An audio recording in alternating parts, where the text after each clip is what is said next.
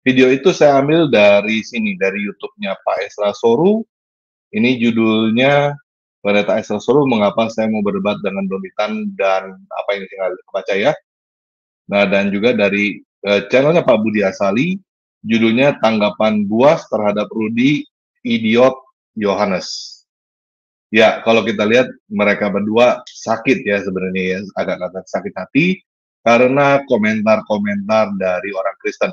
Mungkin Pak Budi ini lebih ke dua orang yang dia sakit gitu ya, dia sakit hati karena dua orang, yang satu teman, dua-duanya teman kita juga gitu. Satu Rudi Yohanes, satu lagi Pak Deki Gadas ya.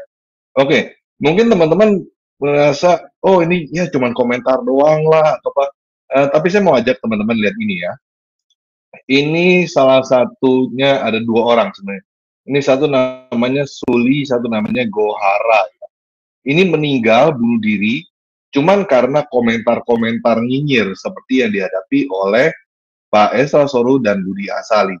Jadi teman-teman yang komentar-komentar, teman-teman jangan pikir itu cuma, gue cuma komentar doang, cuma ngomong doang ya.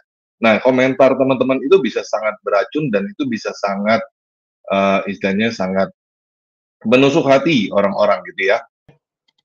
Assalamualaikum warahmatullahi wabarakatuh. Berjumpa lagi dengan Jadi HMJ ya, channel yang mengedukasi dan menghibur. Ini sungguh lawak nih teman-teman ya, sungguh lawak, di mana kita ketahui bahwa Pendeta Esra Soru dan juga Pendeta Budi Asali mengklaim bahwa mereka berhasil menang menghadapi Kodonditan dengan umat. Tetapi itu hanya klaim belaka, di mana kalau kita lihat imbas hasil dari debat tersebut, banyak sekali dari kalangan Kristen sendiri, dari internal Kristen sendiri, itu yang menghina Pendeta Budi Asali dan Esra Soru. Artinya apa? Artinya, mau tidak mau, teman-teman harus mengakui bahwa kalian itu yang kalah. Kalian itu yang babak belur dalam diskusi tersebut. Kenapa? Karena orang-orang Kristen sendiri aja komplain, orang-orang Kristen saja menghina kalian. Dan itu faktanya, kan begitu. Itu faktanya. Kalau menang kalah, sekali lagi ya, tujuannya kan bukan menang kalah. Tujuannya mengedukasi. Tapi kalau kalian berpatokan mencari menang kalah, ya kalian sendiri akan lihat hasilnya. Kodondi itu dipuji oleh kalangan muslim. Di mana dikatakan bahwa luar biasa, sudah mengedukasi, dan sebagainya. Sedangkan dari pihak Kristen sendiri, kalian lihat hasilnya. Teman-teman mereka sendiri itu menghujat mereka, menghina mereka. Bahkan sampai kecewa ya, Pendeta Budi Asali dan Esra Soru benar-benar kecewa dengan orang-orang Kristen sendiri, teman-teman. Sampai dikatain bodoh, tolol ya. Ini kan penghinaan. Inilah faktanya, teman-teman. Jadi bagi teman-teman Kristen, kalian bisa lihat ya, bahwa dari internal kalian sendiri, itu mengakui bahwa Buas dan Esra Soru itu kalah. Dan internal Kristen yang mengakui loh. Karena kalau debat biasanya masing-masing pihak itu ngeklaim menang.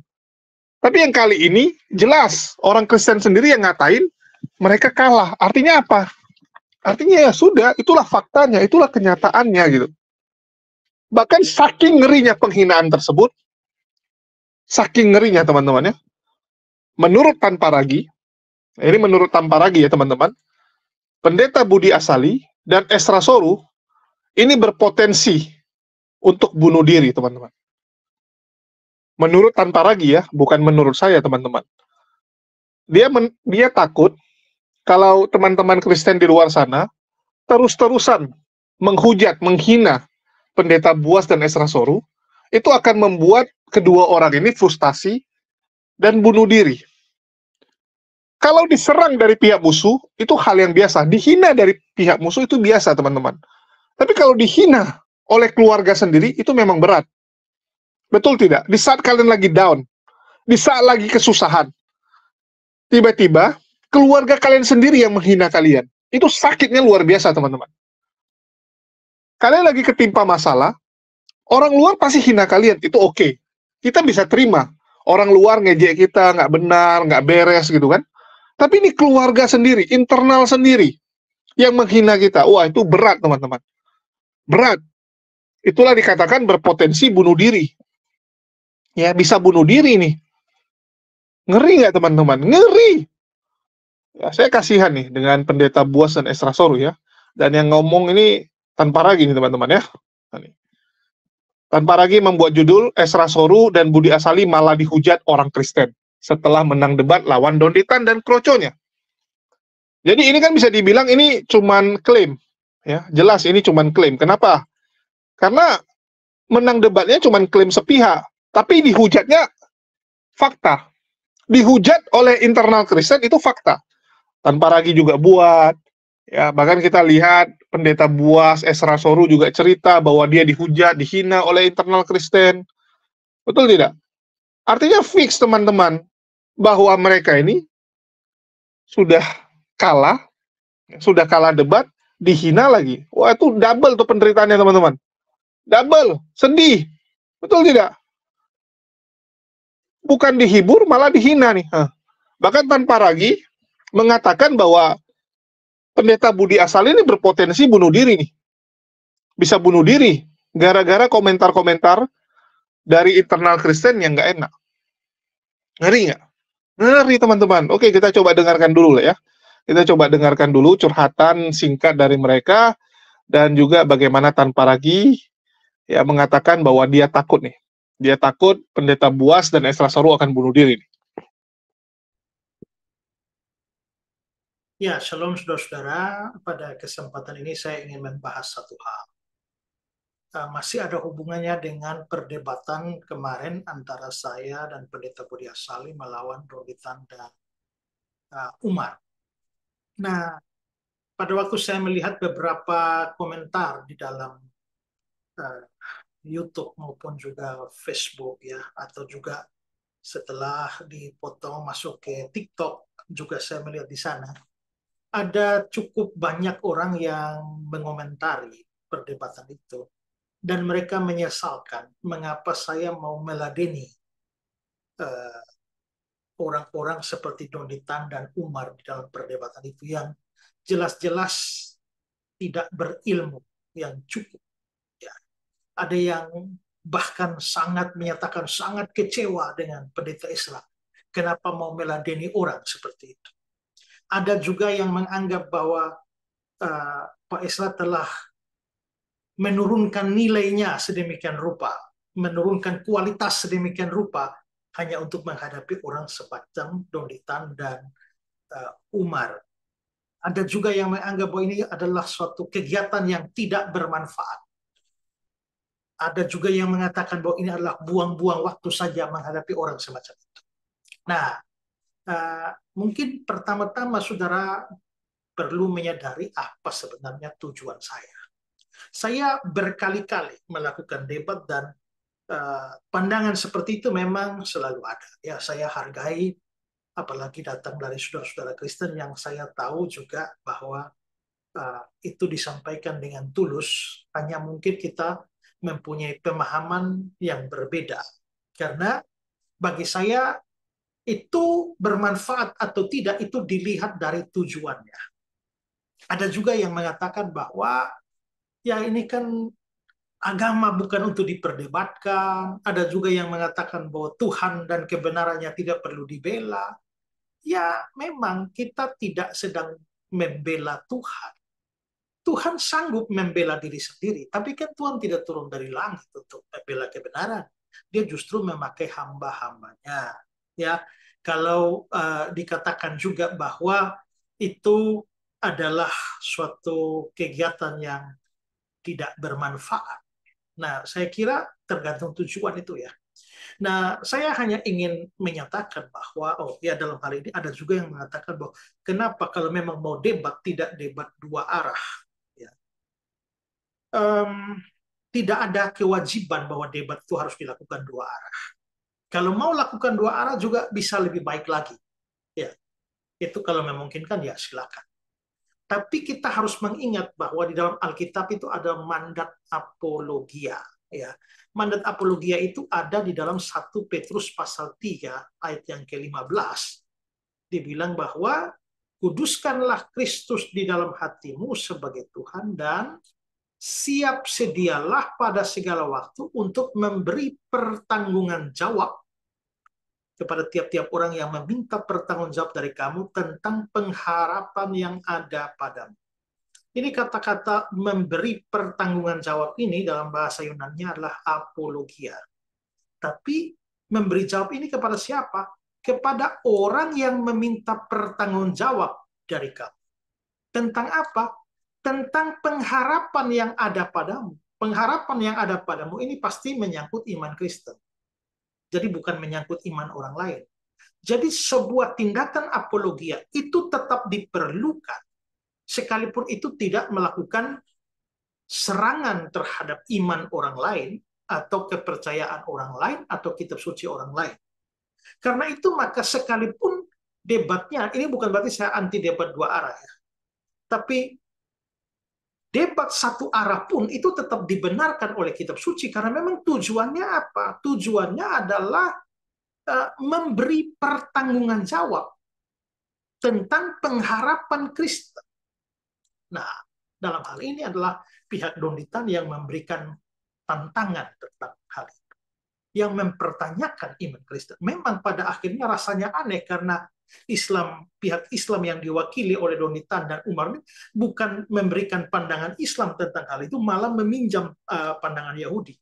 Tapi dia mau pinjam tangan atau pandangan Yahudi atau Islam pun tetap yang dipertanyakan di sana itu adalah tentang iman Kristen.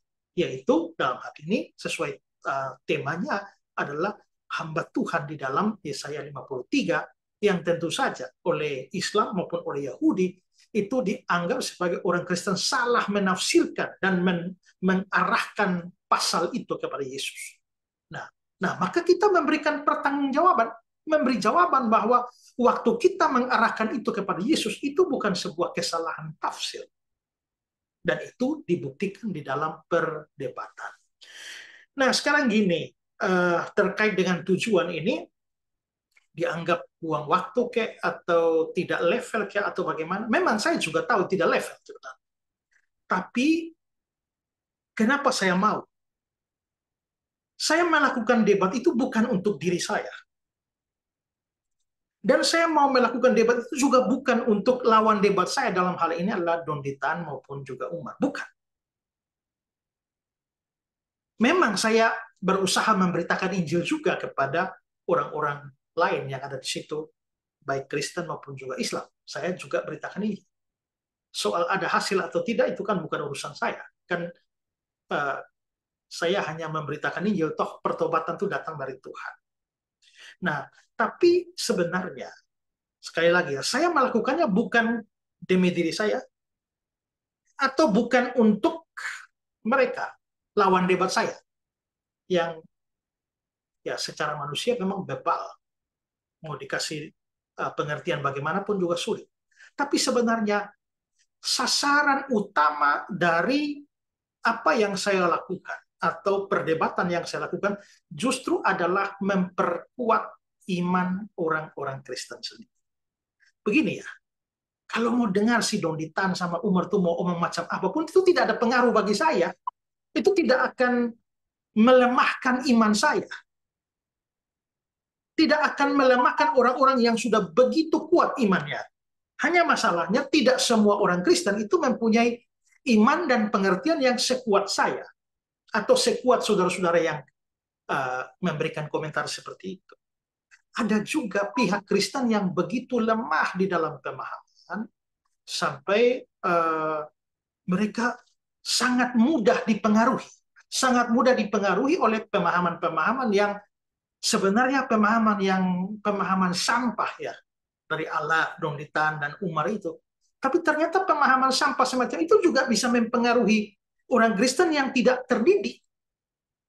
Dan itu bisa menyebabkan mereka menjadi ragu akan iman. Maka sebenarnya salah satu tujuan apologetika itu adalah membawa keyakinan kepada orang Kristen terhadap apa yang dia percayai. Nah, kalau model-model sampah seperti ini terus disebarkan, nah, lalu kita yang mengerti semua akhirnya tidak mau menanggapi orang bodoh, biarkan saja. Tapi ingat bahwa ada orang-orang Kristen awam yang sangat awam, ya, yang bisa jadi juga sedang berada di dalam pergumulan dan goncangan. Akhirnya, ya, dia bisa beralih Ingat ya, saya pernah ada orang yang ngomong ke saya, Pak, saya lagi mempertimbangkan untuk jadi mualaf karena pengaruh dari pacar saya. Tapi begitu melihat debatnya Bapak, saya diyakinkan kembali dan saya tidak akan jadi mualaf, mau putus-putus. Nah, itu kan semacam itu. Berarti ternyata ada juga orang Kristen yang terlalu labil di dalam pemahaman sehingga menghadapi yang model-model begini kan bisa gampang. Jadi gampang dipengaruhi. Makanya itulah sebabnya saya mau melakukan ini untuk menunjukkan kebenaran iman Kristen, dan tujuan paling utama itu adalah saudara-saudara Kristenku yang mungkin mempunyai pengetahuan yang terbatas. Nah, jadi kalau bilang ya itu tidak selevel, ya tidak selevel juga saya tahu juga. Ya, tapi ya ini saya mungkin kasih ilustrasi bahwa ada nyamuk. Ya, saya ini kalau mau baku hajar sama nyamuk juga itu kan tidak selevel. Tapi ternyata anak saya yang kecil ini ternyata digigit oleh nyamuk dan nyamuk mempengaruhi dia. Nah, walaupun sebenarnya nyamuk mungkin tidak ada pengaruh juga pada saya, tapi ya demi anak saya mau menghadapi nyamuk. Lalu kalau ada orang bilang untuk apa hadapi nyamuk, gak level. Ya kan bukan untuk levelnya saya, tapi saya demi kepentingan ini. Ya, kayak debat kemarin ya. Saya nggak ngerti ada orang-orang yang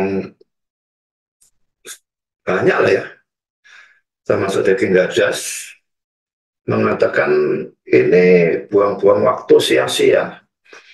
Dia memang mengatakan bahwa kami menang, memang jelas. Tapi dia tetap mengatakan itu perdebatan yang sia-sia. Nggak level. Nggak sedikit pun, nggak ada satu kata pun dia mengatakan tentang penginjilan. Padahal itu merupakan tujuan utama dari saya setidaknya.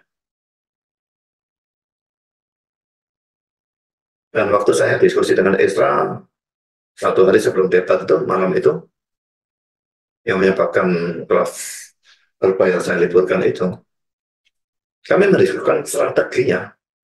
Bukan untuk menjawab argumentasi saja, tapi bagaimana atau di mana atau kapan atau bagaimana atau nginjilnya atau di mana. Nah, kalau itu dikatakan sebagai sesuatu yang sia-sia, tidak berguna, kan konyol.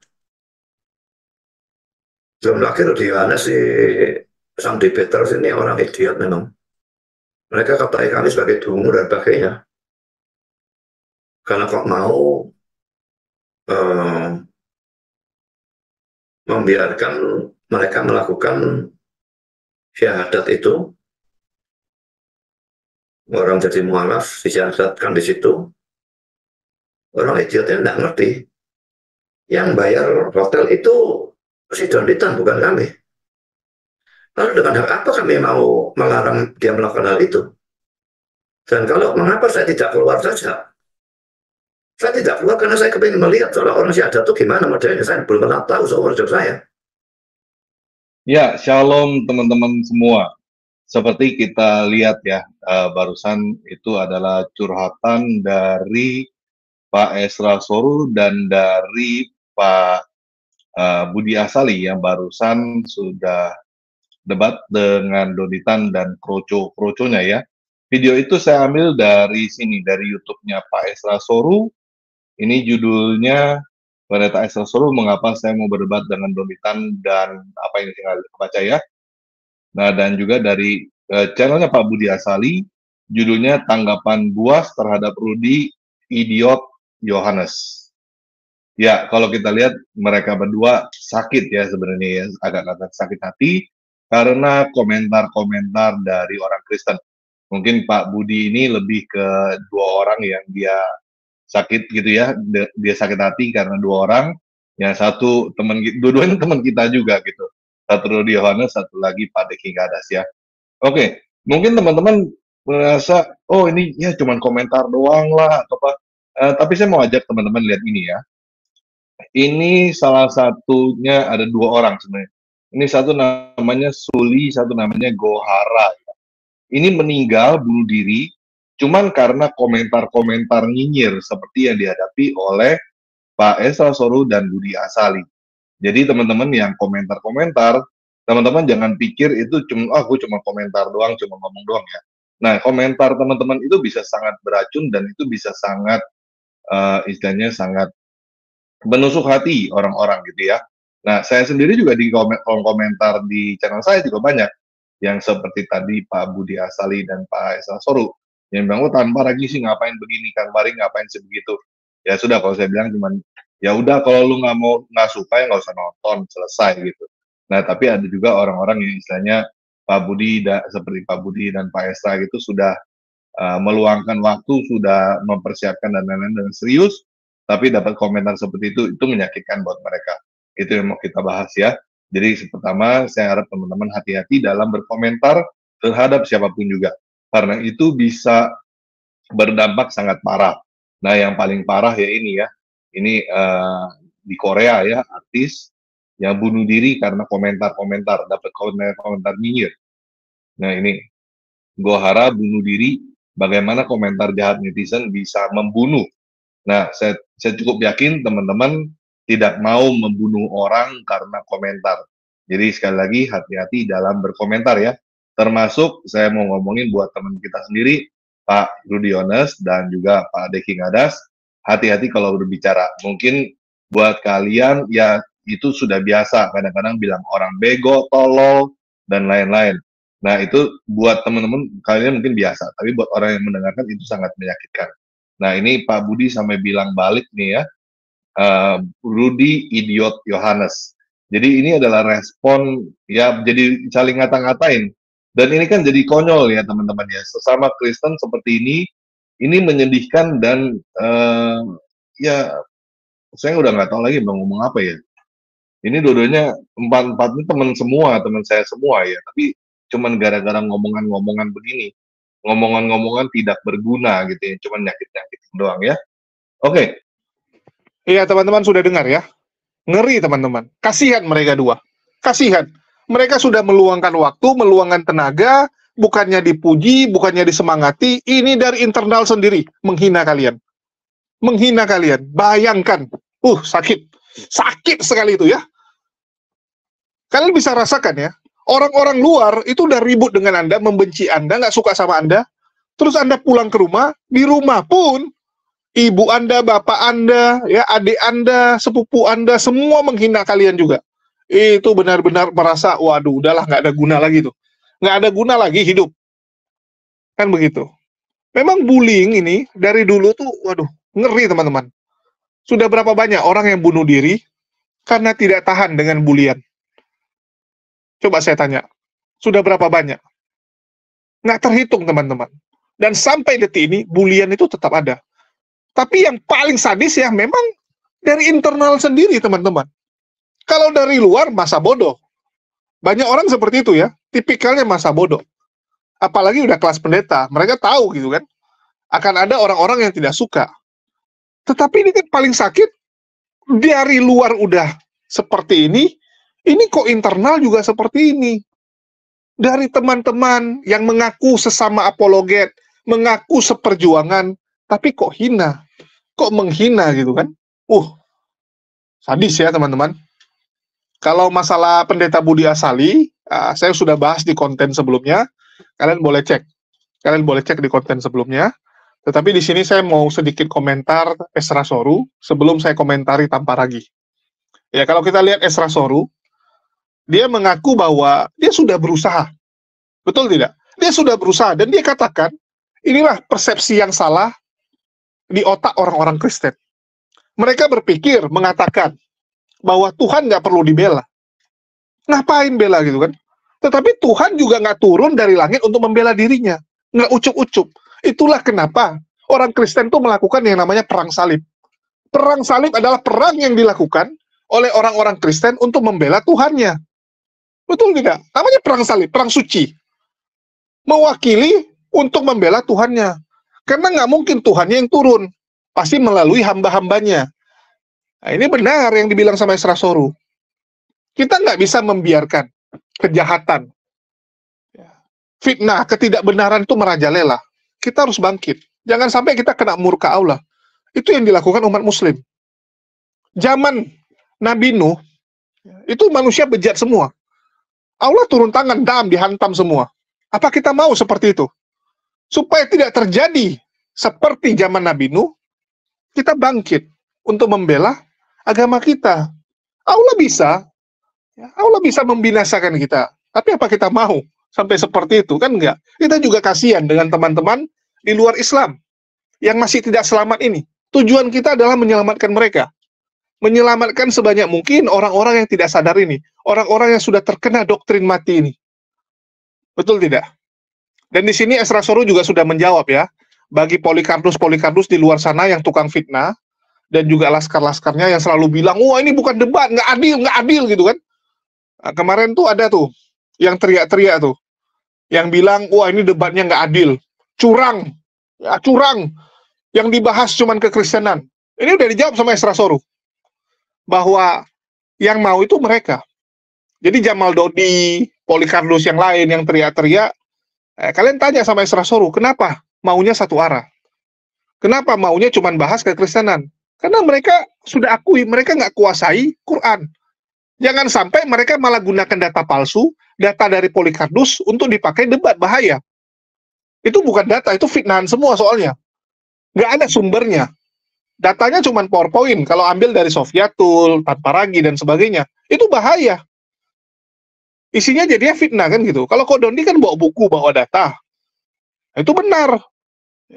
Dan dikatakan bahwa apologet itu memberi pertanggungjawaban iman, bukan untuk menyerang agama lain. Walaupun ya kita lihat, dalam debat tersebut, Umar dan Dondi itu bukan mewakili Islam. Mewakili Yahudi gitu kan. Karena yang dibahas adalah nubuatan dalam kitabnya Yahudi, ada atau tidak. Jadi kemarin itu debat antara Yahudi yang diwakili Islam melawan Kristen. Betul tidak? Dan yang difitnah itu sebenarnya bukan Kristen. Yang diserang bukan Kristen. Malah yang ada itu Esra Soru dan juga Pendeta Budi Asali mempertahankan fitnah kepada kitabnya orang Yahudi.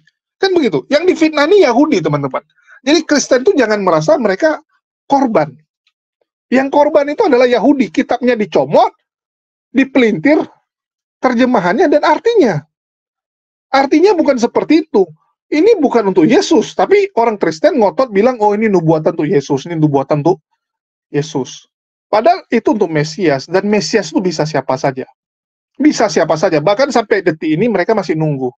Artinya clear, Yesus bukanlah Mesias yang ditunggu oleh orang Yahudi. Memang ada nubuatan untuk Mesias, tapi bukan Yesus. Ya. Jadi kalau teman-teman dengar Mesias, jangan berpikir itu Yesus. Orang Kristen salahnya di situ. Kalau sudah Mesias itu pasti Yesus. Nah, ini kacau. Ini kacau ya. Bahkan kita tahu banyak orang-orang yang menjadi Mesias. Daud, Saul itu Mesias. Bahkan sekarang Mesianya dipanggil Mesias. Ini lebih kacau lagi ya. Jadi teman-teman Kristen harus tahu. Mereka memang menunggu Mesias, tapi itu bukan Yesus. Yang difitnah di sini adalah orang Yahudi. Kristen malah memfitnah. Mereka pelaku memfitnah Yahudinya. Kalau dari sudut pandang Yahudi ya, karena kitab mereka diambil dan mereka dicomot-comot, diterjemahkan sesuka hati teman-teman kita sebelah, versi Yahudi ya. Terus dibilang banyak orang di luar sana, banyak orang Kristen yang imannya lemah. Ya, banyak orang Kristen di luar sana imannya lemah dan perlu dikuatkan. Itulah kenapa Esra Soru mau berdebat. Dia bilang dulu pernah ada jemaatnya yang mengatakan mempertimbangkan untuk masuk Islam. Tetapi setelah dengar doktrin dari Esra Soru, dia bertahan dan tetap di Kristen. Nah, jadi tujuannya adalah mendoktrin orang supaya jangan mau keluar dari Kristen. Nah, itu hak pendeta, kita nggak ada masalah. Yang kita lakukan kan sama ini. Anda membentengi saudara-saudara Anda. Ya, kami juga membentengi saudara-saudara Muslim kami, supaya jangan gampang terkena genjutsu, kalau menurut teman-teman ya. Ini bisa terkena genjutsu gitu. Genjutsu itu kayak jurus ninja ya, menghipnotis gitu. Jangan terkena hipnotis, janji-janji surga, dan sebagainya. Jadi masing-masing mempertahankan saudara-saudara kita, supaya jangan terpengaruh, kan begitu. Dan ini sah-sah saja gitu. Ya, sah-sah saja lah. Dan artinya Esra Soru mengakui, banyak orang di luar sana itu, yang istilahnya bisa terpengaruh dengan gampang. Karena memang iman orang itu kan beda-beda. Kalau udah kelas pendeta Esra Soru ya mungkin kuat. kalau udah kelas para Polikarpus ya kuat, nggak akan mereka itu pindah, karena mereka cari makan di situ. Kalau mereka pindah ya siap-siap nggak makan, betul tidak? Kayak Erben, Wak Donat gitu. Kalau mereka pindah ataupun keluar lah, lock out dari kekristenan, ya mereka nggak makan. Mereka harus cari pekerjaan lain, nah, itu juga susah, jadi pertimbangan. Betul tidak? Kami sama, di Islam juga tujuan kami buat konten seperti ini untuk mengedukasi. Dan alhamdulillah ya, saya mendapatkan banyak sekali WA dari teman-teman yang mengatakan alhamdulillah setelah menonton channel-channel konten-konten yang saya hadirkan, mereka makin kuat imannya dalam Islam. Makin kuat. Yang sebelumnya ada yang kepikiran mau murtad, yang sebelumnya kepikiran melihat bahwa, wah di Islam ini oknumnya banyak yang jahat, sebelah aja lah lebih enak. Setelah mereka lihat, ternyata di sebelah lebih kacau balau. Alhamdulillah ya, setelah kita tunjukkan bagaimana carut-marutnya orang-orang di sebelah masih berantem sampai sekarang. Memperebutkan Tuhannya itu masih berantem, masih bingung siapa Tuhannya. Konsep keselamatannya masih bingung. Di dalam sana, itu waduh kacaunya luar biasa. Dan saya sering tunjukkan ya, saya sering tunjukkan bagaimana mereka tuh masih berantem, ya bahkan cacian demi cacian itu keluar, tidak menghargai petingginya, tidak menghargai pemuka agamanya, kan? Nah, kayak Esra Soru, Budi Asali, ini kan pemuka agama, tapi dihina. Setelah kita tunjukkan seperti ini, banyak orang yang sebelumnya kepikiran murtad, menjadi makin kuat imannya dan nggak murtad. Mereka bilang, oh ternyata di Islam walaupun banyak oknum yang jelek, di sebelah lebih banyak lagi. Di sebelah lebih parah lagi gitu. Ya sudahlah, saya kuatkan iman saya belajar Islam lagi bang. Banyak yang seperti itu. Jadi alhamdulillah ya, dengan kita tunjukkan seperti ini, banyak orang yang akhirnya tidak murtad. Karena memang di sebelah itu ya kalian tahu sendiri dari video-video selama ini. Begitu ya. Terus kita lanjut, tanpa lagi ya, mengakui. Tanpa lagi mengakui bahwa mereka dua ini sakit hati. Mereka dua sakit hati karena komentar-komentar dari orang Kristen sendiri. Tanpa lagi mengatakan, komentar ini bahaya loh. Komentar ini bisa membuat orang bunuh diri. Jangan sampai komentar kalian itu membuat Pendeta Budi Asali dan Esra Soru sampai bunuh diri. Ini bahaya loh. Kan sedih sekali gitu rasanya. Sudah berjuang mati-matian, pulang-pulang dihina, dinyinyirin, endingnya bunuh diri pula gitu. Waduh, itu luar biasa teman-teman. Kalau sampai endingnya bunuh diri ya, bunuh diri, wah ini kacau sekali. Kacau sekali teman-teman. Kalian bisa bayangkan ya, udah maju berperang nih, mewakili daerah dia, wah maju bertempur. Udah di sana babak belur, pulang-pulang dihina, sampai dalam rumah juga dihina lagi sama keluarga sendiri, udahlah bunuh diri gitu. Nah, sejarah akan mencatat kisah orang tersebut dengan sangat sedih. Kan begitu. Jadi kalau ujungnya Pendeta Buas bunuh diri, wah ini kisahnya benar-benar ditutup dengan menyedihkan sekali ya. Ditutup dengan sangat sedih. Padahal mereka dua sudah meluangkan waktu. Betul tidak? Dan menurut Tanpa Ragi, kalau buat Wak Labu dan Deki Ngadas, mungkin ngata-ngatai orang lain bodoh, ya tolol, dan sebagainya itu hal yang biasa. Tetapi bagi Pendeta Buas dan Esra Soru itu sesuatu yang nggak biasa, teman-teman. Karena pendeta nggak mungkin gitu, sering ya dengan kalimat-kalimat yang menghujat seperti itu. Enggak. Seharusnya pendeta nggak gitu. Seharusnya pemuka agama kan nggak ada gitu bahasa-bahasa kasar seperti itu. Pendeta atau pemuka agama ya, itu nggak cocok dengan kalimat-kalimat kasar. Nah, kita juga bingung kenapa ada pendeta seperti MYM, Deki Ngadas, yang omongannya itu kasar. Kalau Walabu udahlah, nggak usah kita bilang lah. Ya, Walabu itu kan memang kalau nggak kasar ya nggak makan gitu. Memang pekerjaannya maki-maki orang. Pekerjaan dia memang seperti itu. Dengan memaki orang, dia mendapatkan manfaat. Ya. Banyak orang suka dengan makian dia, donasi kepada dia, dia bisa melakukan banyak hal, itu udah wajar. Gitu. Tapi untuk pendeta harusnya aneh. Harusnya aneh sekali. Dan di sini Tanpa Ragi membahas potensi Pendeta Budi untuk bunuh diri karena komentar nyinyir dari netizen-netizen, ya, bahkan dari sesama orang-orang yang mengklaim sebagai apologet. Menurut Tanpa Ragi ini semua teman kan gitu. Wak Donat teman, Deki Ngadas teman, Esra Soru teman, Buas teman. Ini kok bisa sampai seperti itu? Kalau netizen, oke lah. Orang awam, kita juga nggak kenal. Kita juga nggak kenal. Tapi ini sesama loh. Cukup lucu. Apalagi Deki Ngadas ya. Itu kenal dengan Esra Soru dan beberapa kali pelayanan bareng. Deki Ngadas pernah diundang di gerejanya Esra Soru. Pendeta Esra Soru juga pernah diundang di gereja Deki Ngadas. Tapi kok tega menghina teman seperti ini. Tapi sebenarnya, hal seperti ini lumrah, teman-teman. Biasa di sebelah. Jadi jangan terkejut tanpa ragi. Jangan Anda munafikkan, jangan Anda buat cerita lebay seakan-akan ini nggak terjadi di internal kalian. Ini sudah sering. Ya, sudah sangat sering. Kemarin saya kasih nampak ya, bagaimana pendeta Debbie itu ngata-ngatain kan. Bahwa sesama itu memang udah sering sekali tuh saling menikam demi memperebutkan domba. Demi memperebutkan domba. Nah, kita dengar sedikit lah, biar ada bukti ya, yang ngomong bukan saya. Bukan lagi mencari jiwa, mencuri jiwa. Saya katakan dari mimbar ini, semoga ada yang mendengar. Ngeri loh, ngeri. Ya, bayangkan gereja yang sudah ada disuruh pergi karena ada gereja yang mau buka. Buka dong gereja di Papua sana, kita dukung bareng-bareng, amin. Ya, depan udah ada gereja, buka di depannya, depan-depanan. Bahkan ini tempat yang sudah ada gereja, suruh pergi karena ada satu gereja yang lebih buka, yang lebih berkuasa. Saya tuh hati saya, biar nggak apa-apa saya curhat di sini. Mumpung ini tayang di DB TV biar semuanya nonton di DB Restoration. Apa sih yang kita cari? Apa sih yang hamba-hamba Tuhan cari? Apa sih yang orang Kristen cari?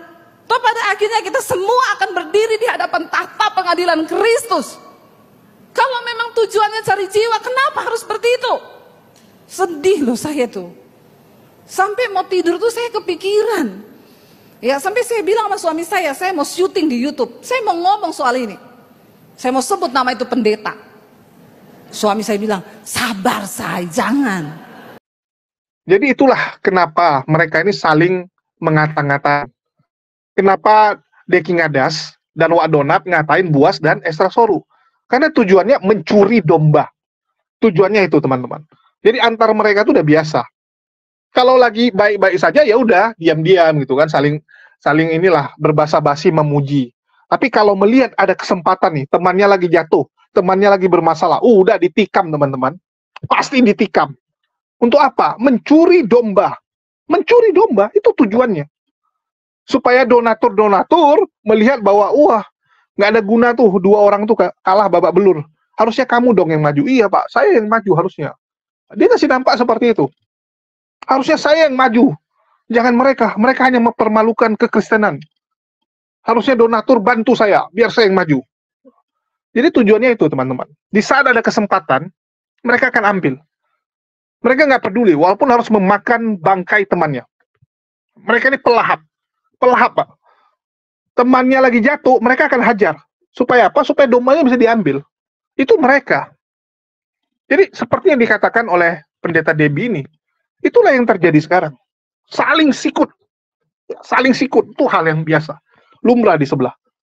Jadi buat tanpa ragi, jangan Anda pura-pura nggak tahu gitu. Tujuannya kan udah jelas, memang curi domba. Terus yang kedua, bullying itu udah hal yang biasa.